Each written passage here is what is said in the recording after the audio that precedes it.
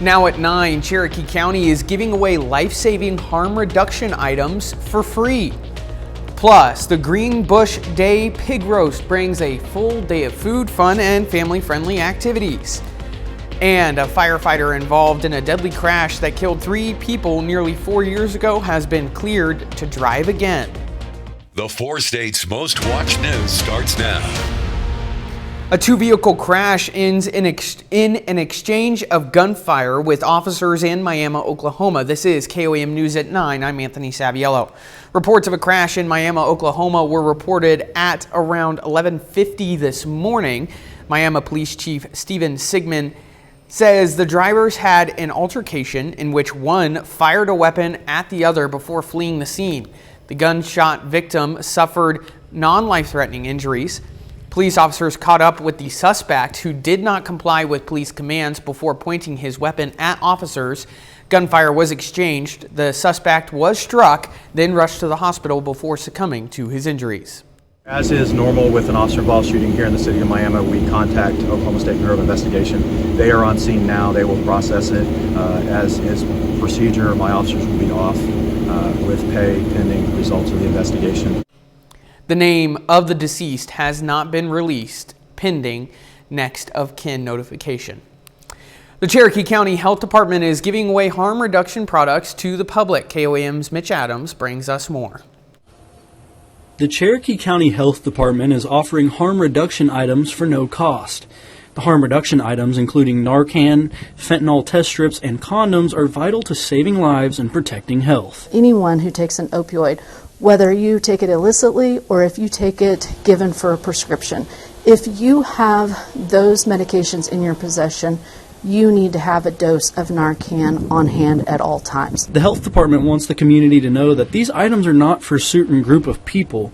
They're for everybody, no matter your situation. Probably one of the biggest points that I want to stress is that it's not about individuals necessarily, everyone. It is about everyone having that opportunity to have that if they have those kind of medications. The products are provided to the health department at no cost, which means they can distribute them at no cost to the community.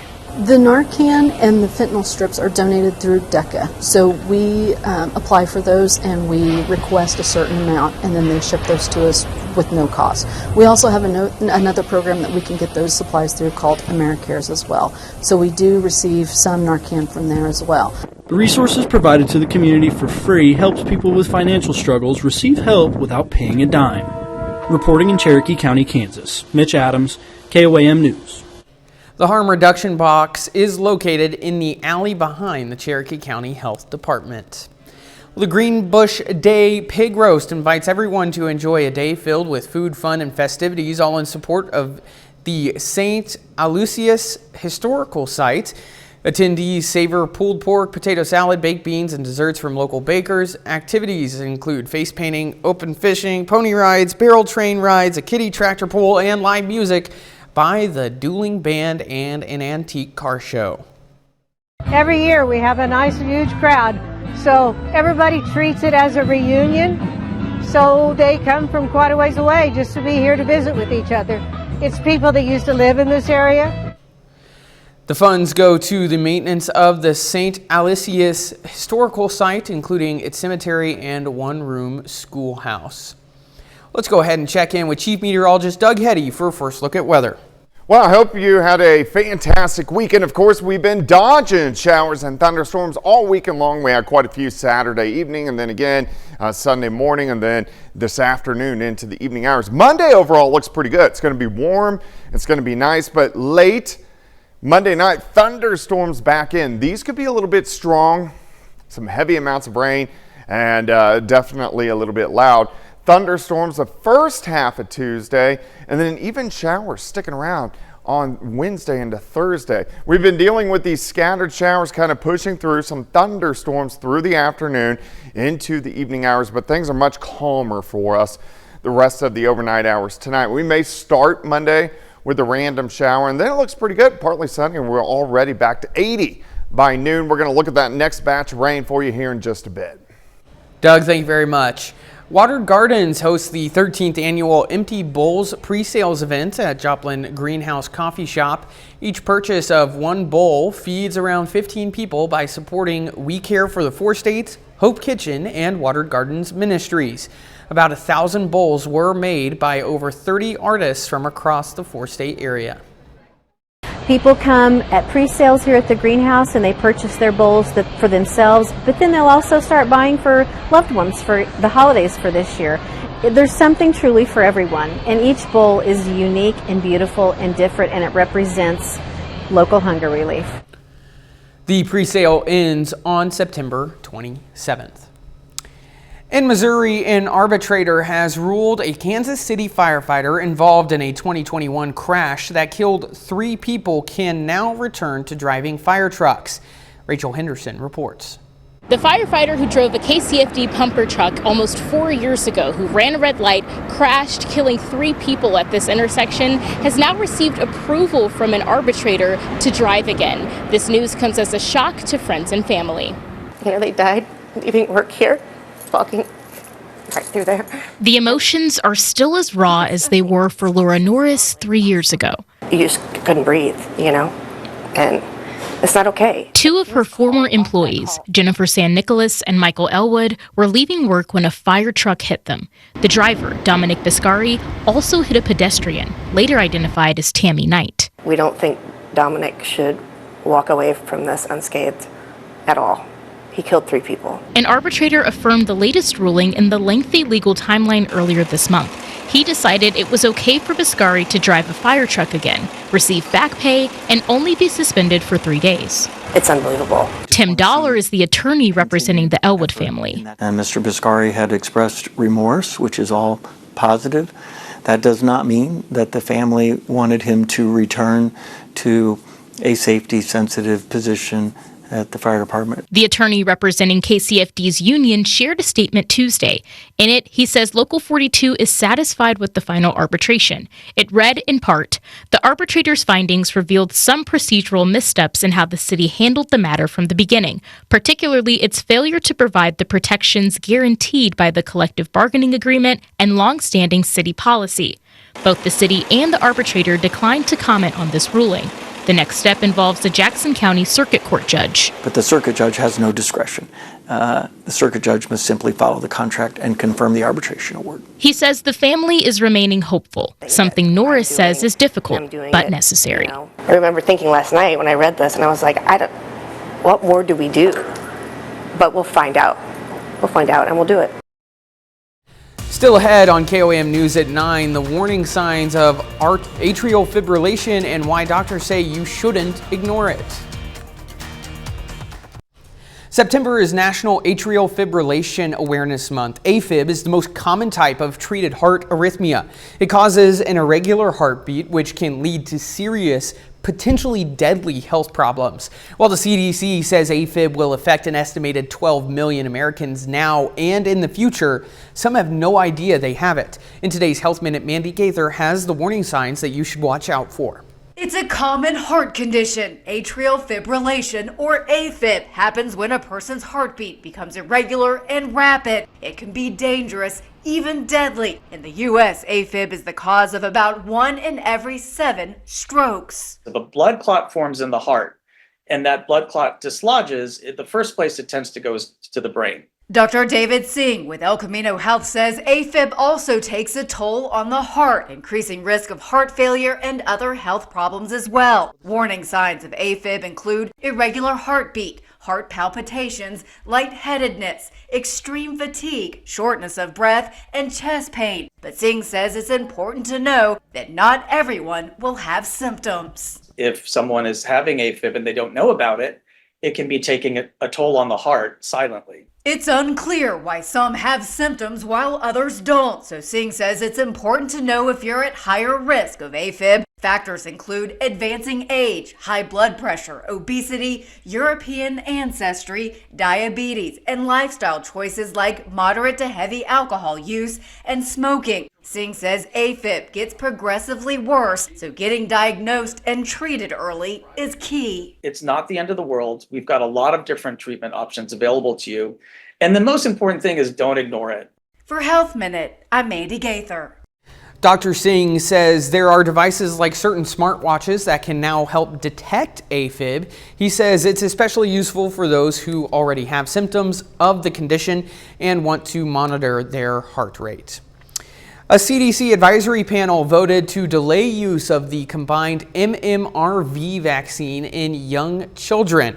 The shot protects against measles, mumps, rubella, and chickenpox, but advisors say it's not recommended for kids under age 4. Instead, children should get the MMR and varicella vaccines separately, starting around their first birthday. Giving the shots separately lowers the rare risk of seizures from high fever.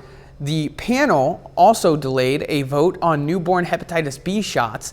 Their recommendations now go to the CDC leadership for review.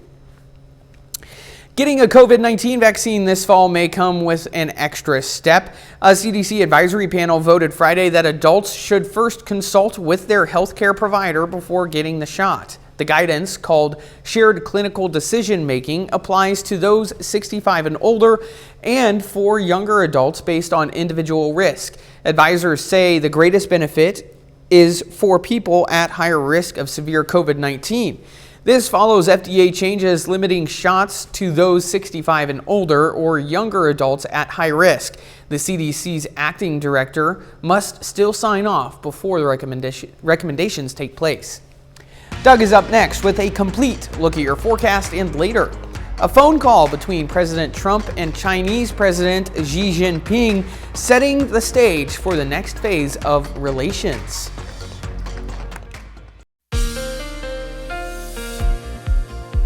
Well, of course, we've been dodging showers, thunderstorms for us really all weekend long. They really got going Saturday evening, very loud, very electric across the region. Had morning thunderstorms today, and then again afternoon and evening thunderstorms across the region. Not as strong as what we had Saturday evening. Saturday evening, we definitely had a few stronger, even some severe thunderstorms. This batch is kind of pushing through and working out, so I really think for the rest of the night, we're pretty quiet. So let me walk you through time. Let's go at about midnight. Most of the rain is out of here. A lot of clouds across the region. As we go into the morning hours, here's 6 a.m. on Monday. We are still going to have a lot of clouds. We'll be sitting into the mid 60s. But as we go through the day, partly sunny skies. We're in the upper 70s to near 80. By noon, once we get into the afternoon, I think most of us top out right around 80 to 82 degrees. But Monday is going to be a pretty good day. Now, we get another big batch of thunderstorms, and this is going to be late Monday night into Tuesday morning. So here's 3 a.m. Thunderstorms popping up Kansas into Oklahoma. A few of these guys could be a little bit stronger, maybe low grade severe. When I say low grade, we're talking about winds kind of gusting 50 to 60 and quarter size hail. Also very heavy amounts of rain. So here's 6:30 in the morning on Tuesday. Heaviest rain is going to be in our southern counties, especially northeast Oklahoma, along and south of I-44 into northwest Arkansas. Like Bentonville picked up 7, 8, 9 inches last night with the showers and thunderstorms. Scattered thunderstorms continue Tuesday morning. Here's 11 a.m. and then they will start to work out of here once we get into Tuesday afternoon. All right, rainfall potential.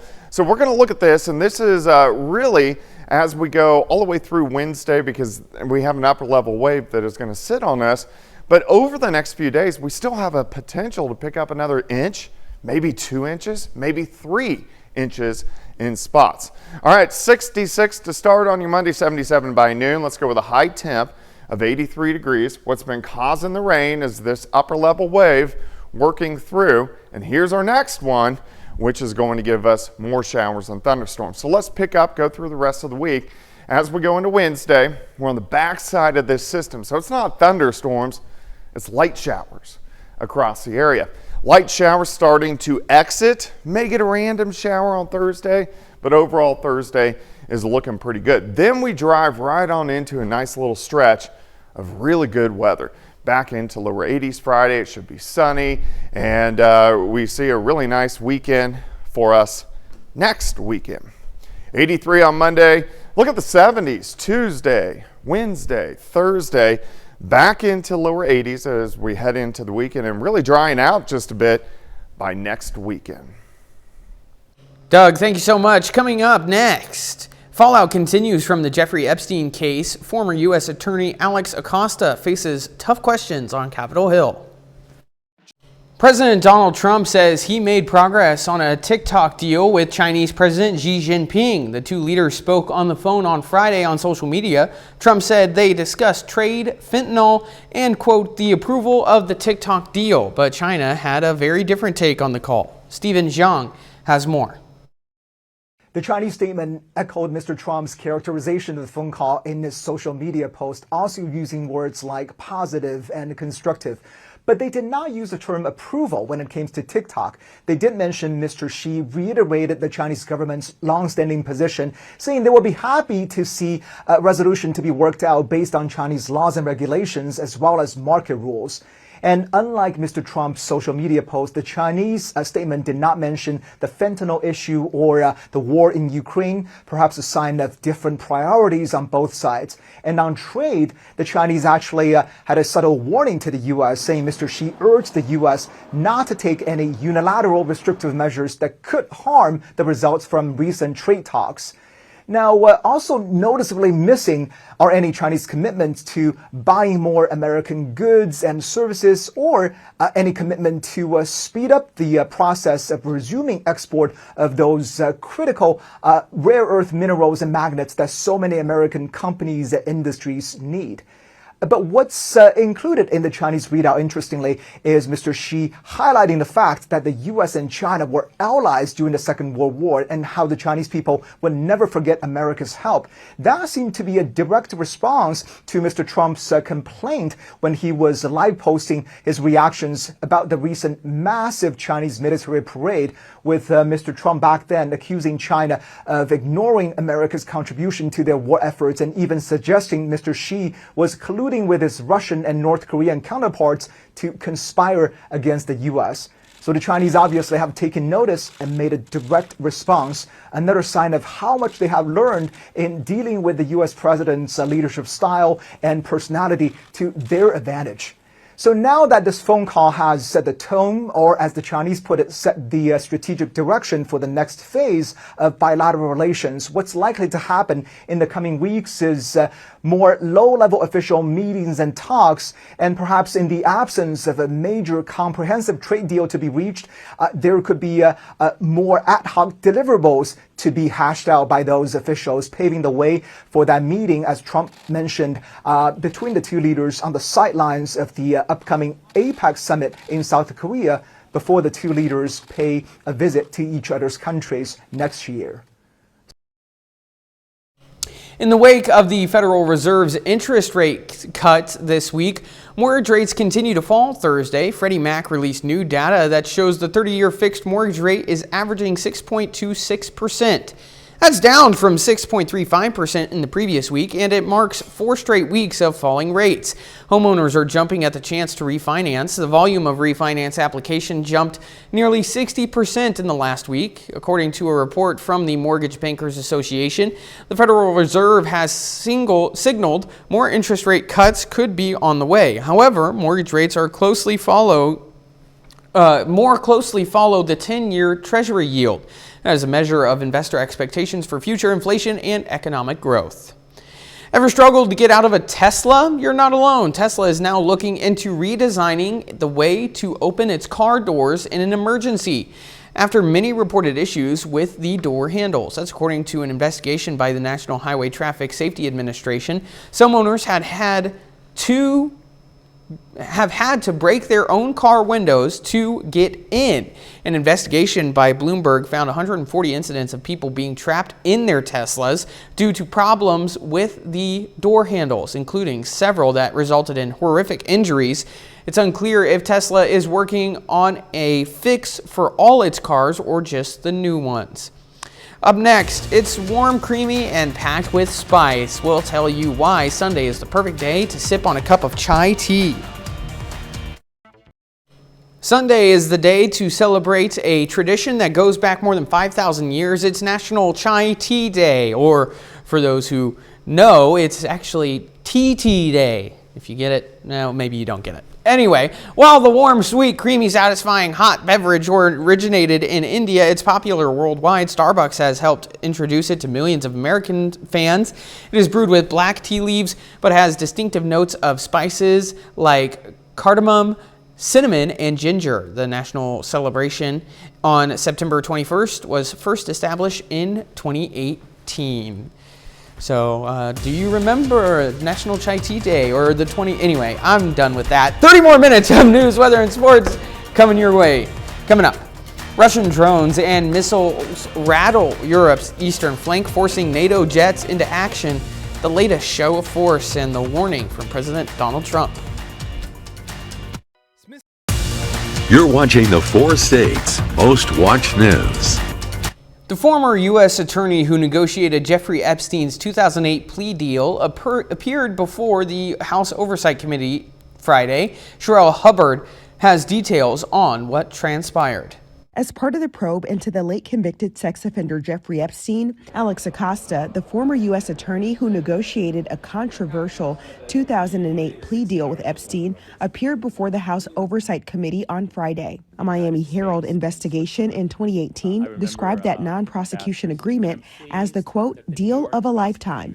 Democrats in the room today say Acosta defended the agreement. Now, it's very clear that Alex Acosta ran a deeply flawed investigation of the Epstein case. That's clear. He also would not admit that Mr. Epstein received a sweetheart deal. At the time of the plea deal, Epstein avoided a federal trial and served just 13 months in prison for state prostitution charges over his involvement with underage girls. According to the victims and the survivors of Epstein, there was a lot of warning about the crimes that Epstein and Maxwell were committing, but yet it appears the government let the victims down. Democrats and Republicans on the panel say Acosta essentially dismissed the accusations of Epstein's victims. Mr. Acosta, at least to us in this deposition, essentially said he didn't have faith in the victims, their stories, and their ability to tell their own story and their own testimony, which is deeply disturbing to all of us sitting in there. I'm Sherelle Hubbard reporting. Well, the White House says President Donald Trump is expected to sign an executive order on Friday that would impose a $100,000 application fee for H-1B visas. It's an effort to curb overuse of the program, which lets U.S. employers hire highly skilled foreign workers. The executive action claims abuse of the H-1B pathway has displaced U.S. workers. The move marks the latest in a series of efforts from the administration to crack down on immigration. It could significantly impact industries that depend heavily on H-1B workers. NATO flexed its military muscle this weekend as tensions with Russia rose on the alliance's eastern flank. British jets flew over Poland after repeated airspace violations, while Ukraine faced new Russian drone and missile strikes. Barbie Latza, NADU reports.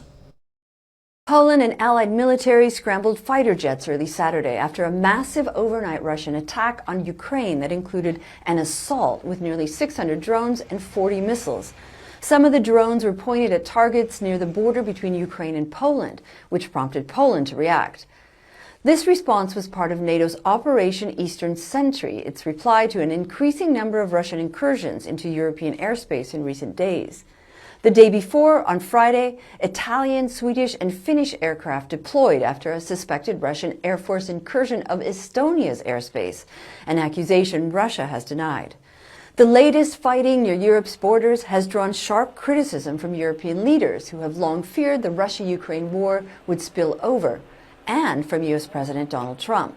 Russian jets entered Estonia's airspace today for 12 minutes. Do you see that as a threat to NATO? Well, I'm going to have to look at it. They're going to be briefing me in a short while. Well, I don't love it. I don't love it when that happens. It could be big trouble. The intensity of Russia's attacks on Ukraine in recent days also spells trouble for any hope that a ceasefire is on the horizon. A little later, a quiet evening turned into chaos when a black bear barged into a family's home, cornering them in a terrifying encounter.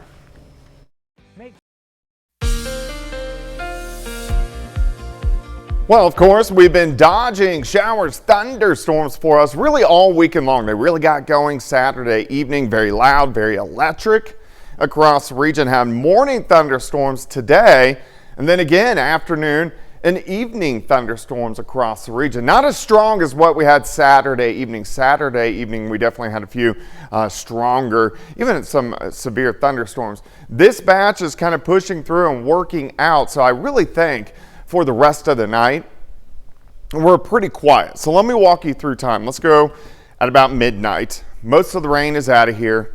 A lot of clouds across the region.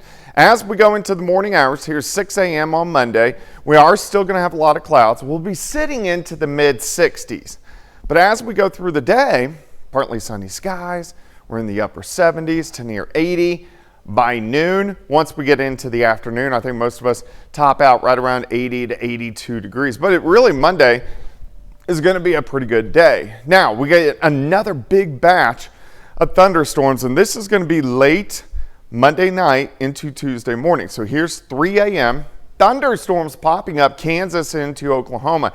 A few of these guys could be a little bit stronger, maybe low grade severe. When I say low grade, we're talking about winds kind of gusting 50 to 60 and quarter size hail.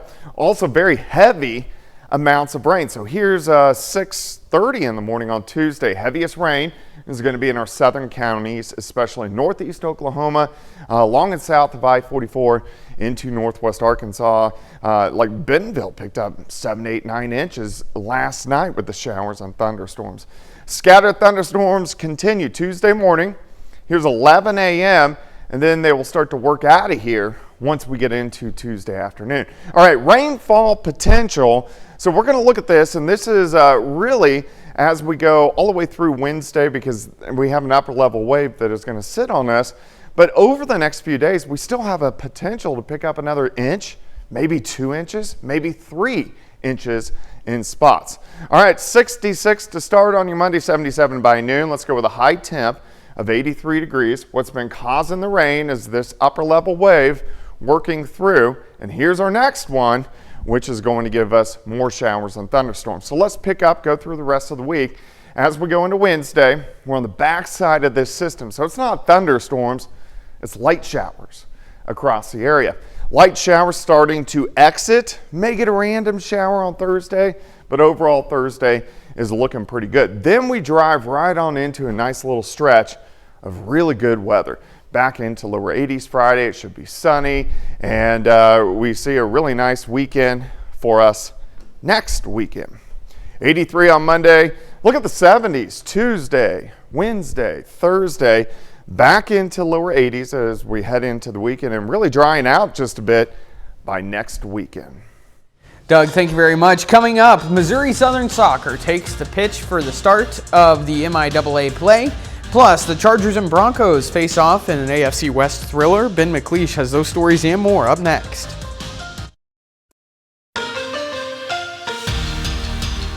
Missouri Southern Soccer is back on the pitch for the start of MIAA play. The Lions take on Northeastern State, looking to get back above 500. But Southern gets off to a bad start, giving up the first 4 goals of the game to the Riverhawks. The Lions respond with 2 goals early in the second half, but ultimately can't mount the comeback, so MSSU begins MIAA action 0-1. The Major League Baseball season is almost over, and the Royals and Cardinals look to close out the weekend with wins. The Royals can't get it done to the AL leading Blue Jays, losing 8-5, and the Cardinals pick up the nice 5-1 win over the rival Brewers to clinch the series. The clock has pretty much run out on both of these teams, as both have less than 1% chance of making the playoffs. Well, the Kansas City Chiefs take on the New York Giants in prime time, with both teams looking for their first win of the season. We unfortunately can't get you highlights while this game is still in progress, so I'm going to do the next best thing, reenact it for you. Now, pretend I'm Patrick Mahomes. That shouldn't be too hard, right? We'll head to the third quarter. The Chiefs offense still searching for its first touchdown. Deep in New York territory, Mahomes looks to his right, fakes, fires it down the middle. Tyquan Thornton catches it for the touchdown. As Kansas City takes the 16-6 lead. That's still the score right now, but the New York Giants are still hanging in there in the fourth quarter. Now, let's head to another AFC West matchup where the Chargers and Broncos face off for first place in the division. Final minutes of the half, it's only 3-0. Los Angeles hands it off to Amari Hampton, who carries it in for his first career touchdown. For the Broncos, look to add points before the half. On 4th and 2, Bo Nix fakes the pitch and fires it downfield to a wide open Cortland Sutton. And Denver enters the half trailing by 3 after failing to score in the first 29 minutes. Next quarter, they're in the red zone. Nix with the screen to J.K. Dobbins, who corrals it, stiff arms the defender, and dives into the end zone as the former Charger gives Denver the 14-10 lead. Chargers down by 7 in the final minutes. Justin Herbert steps up, avoids the sack, and throws on the run. It's caught by Keenan Allen in his 12th year as Charger. He ties this one up at 20.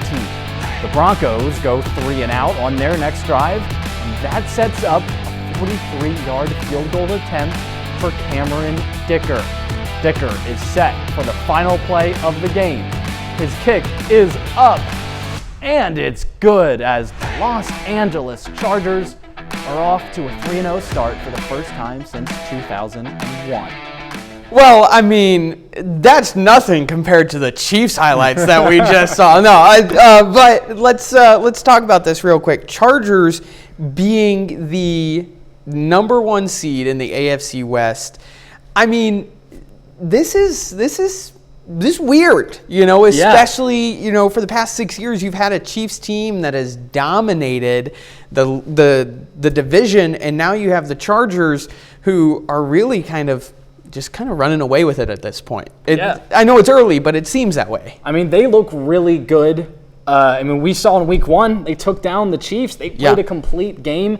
They certainly look like the best team in the AFC West right now. That was a big win over the Broncos, for sure. Who I'd say the Chiefs, Broncos, and Chargers are the 3 teams contending for that division spot. For sure. But the Chiefs, even if they win tonight, still 2 games back, and the Chargers have the tiebreaker, so it's going to be an uphill battle. Well, and the game's actually still going on right now. This Giants team, these teams are both 0-2, and the Giants are giving the Chiefs a fight right now. So what do you think they have to do to seal up this win?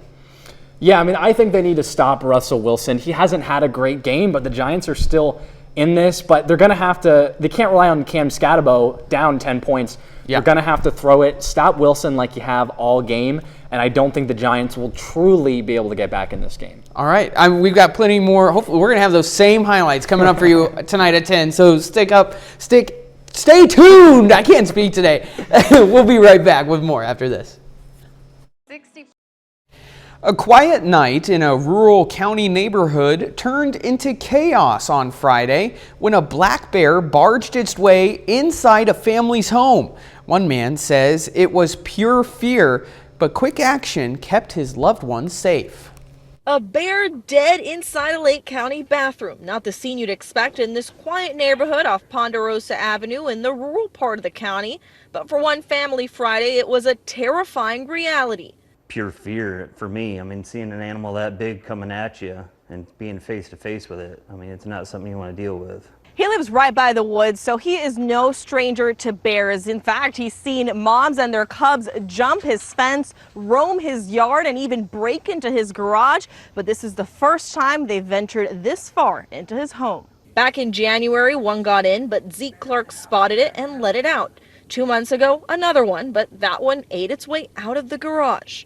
But Friday's bear, not so lucky. It snuck in through the garage door, but the automatic hinges closed behind it, trapping the bear inside. Came to this door, bent this door all the heck, got this door open. And from there, it barged straight into the house. Clark's mother-in-law was sitting in the living room. She screamed, the dog started barking, the bear bolted. Bear was right here, went running down the hallway. The only open door? The bathroom. The bear ran in, Clark shut the door behind it, and before it got to his family, he fired. I was able to get the door back open again, shot one time inside the bathroom, shut the door again because the bear was trying to get back out, and then finished by shooting 2 more times. He pulled the bear onto a tarp and dragged it out. FWC handled the rest. Now Clark's looking to upgrade his doorknobs and counting his blessings. This could have been a much worse situation. I'm thankful for that. Up next, big bucks at the box office this weekend with an animated movie still on top and new releases making their mark. Fall means Halloween and more scary movies. The latest Fright flick took on the reigning champ at the weekend box office. David Daniel has the weekend countdown. Personally, I can't stop thinking about all that money. The Long Walk made another $6.3 million, tying for 4th place. Good afternoon, ladies and gentlemen, and welcome to 1930. Downton Abbey, the grand finale, shared the number 4 slot, adding $6.3 million to its coffers. 8 people live in this house. 8 people have experienced this. The Conjuring Last Rites dropped a spot to 3rd place, scaring up $13 million. Cam, are you okay? I think something's off. You don't know what you're getting yourself into. The football fright flick Him debuted in 2nd place, scoring with $13.5 million. The Japanese anime adventure Demon Slayer Kimetsu no Yaiba the movie Infinity Castle kept the top spot, earning $17.3 million for a domestic total of $105 million. In Hollywood, I'm David Daniel. That's been our time for tonight. Thank you so much for joining us. Have a great night.